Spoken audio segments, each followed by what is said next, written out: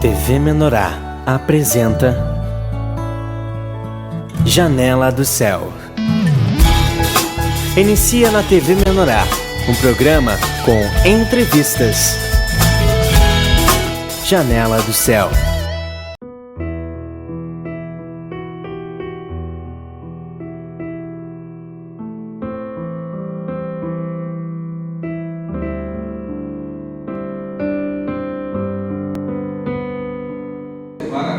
Boa noite, estamos iniciando mais um programa Janela do Céu aqui no Pão de Judá, na TV Menorá.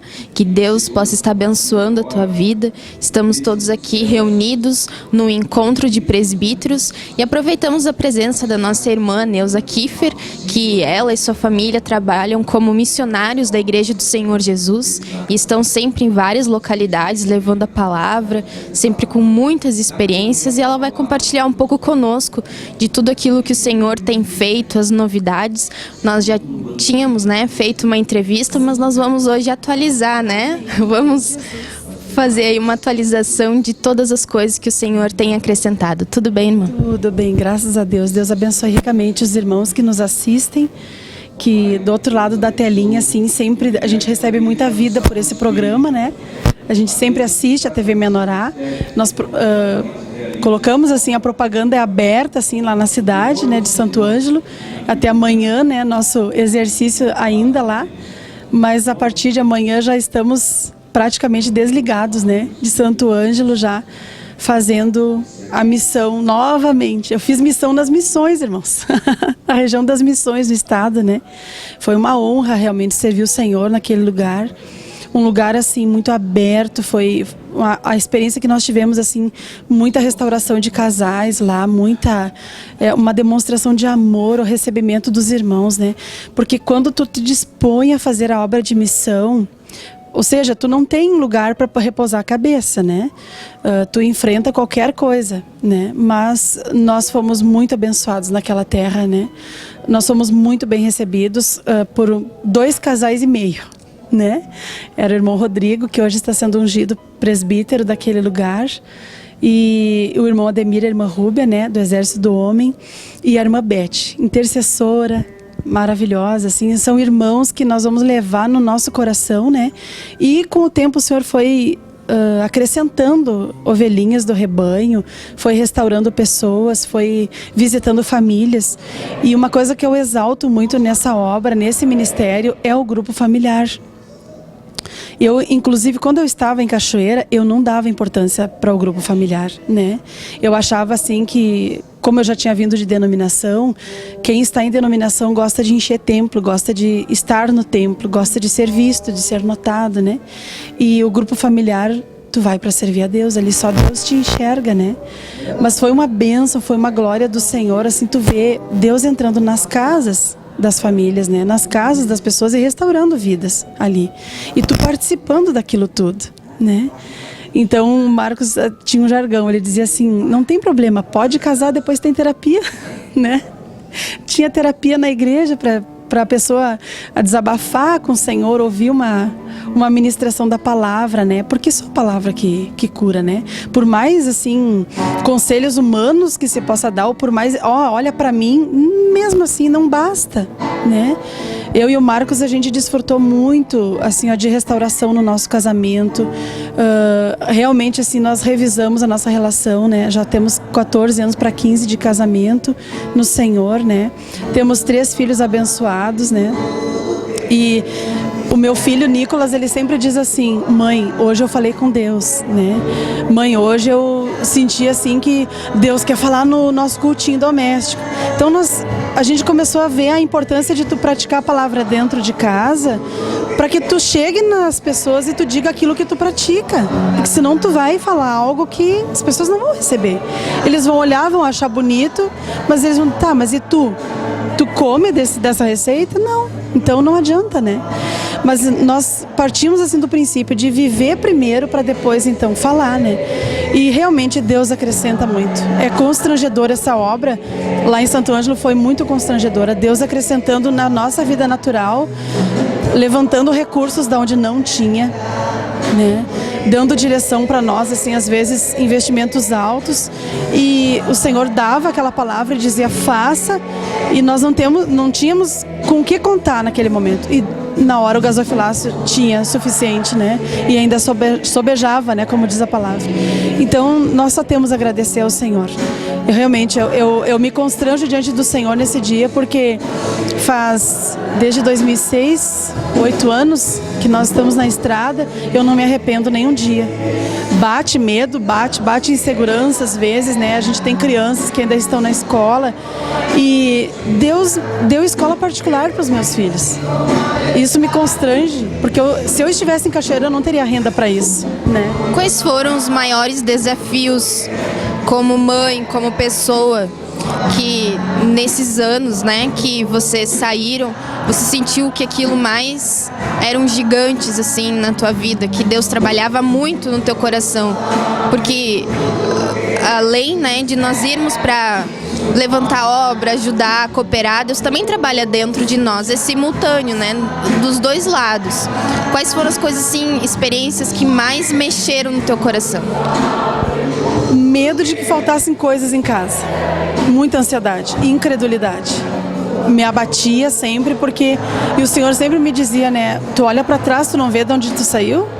Tu não vê do que eu te livrei, né?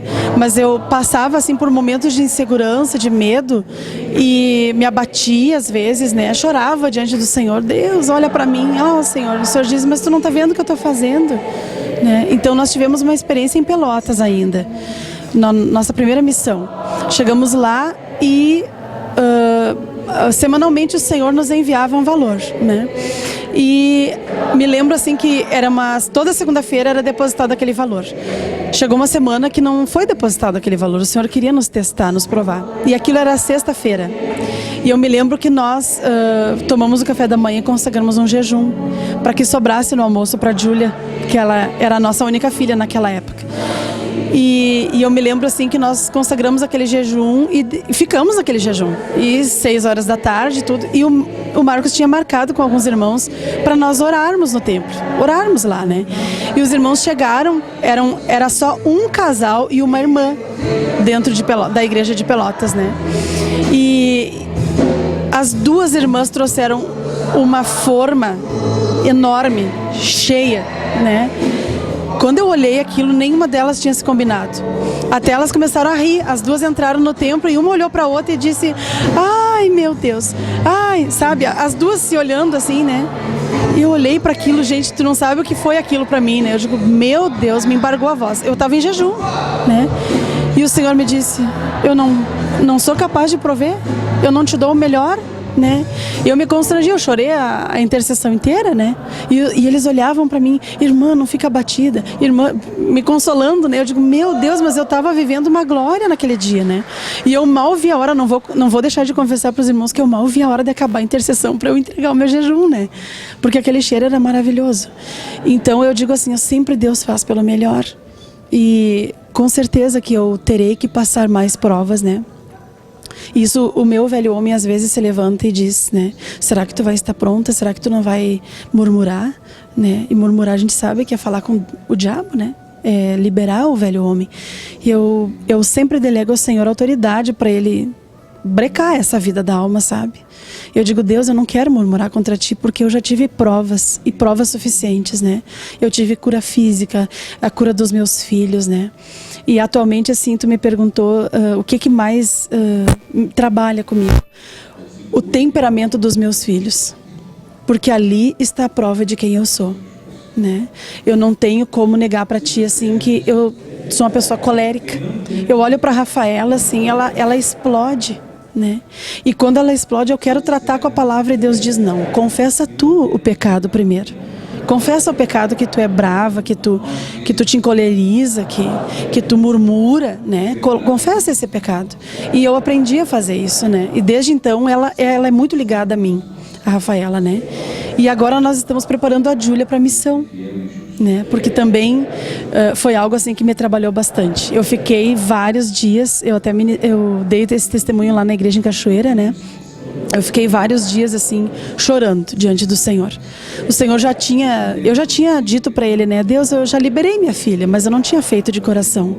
Um dia, o apóstolo ministrava lá em Candelária, se não me engano, sobre o fim dos tempos, né? E o Senhor falou claramente através dele com a entrega do Isaac, que o ano de 2014 seria a entrega do Isaac, né? E ali naquele momento, vocês não sabem assim o que eu senti. O meu coração parece que uma espada atravessou ele, né? E aí, ali eu me derramei diante do Senhor. E eu me lembro, assim, que a frente da minha casa, lá em Santo Ângelo, é um bosquezinho de pinhas, né?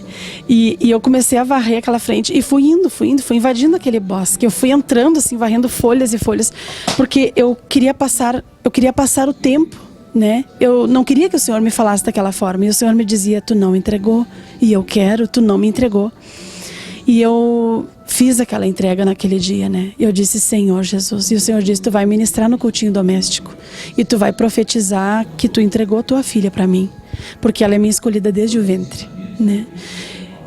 Foi algo realmente assim, do Senhor mesmo. Eu tive essa testificação. Meu esposo já tinha ministrado para mim isso. Ele disse, nossos filhos não são nossos, né?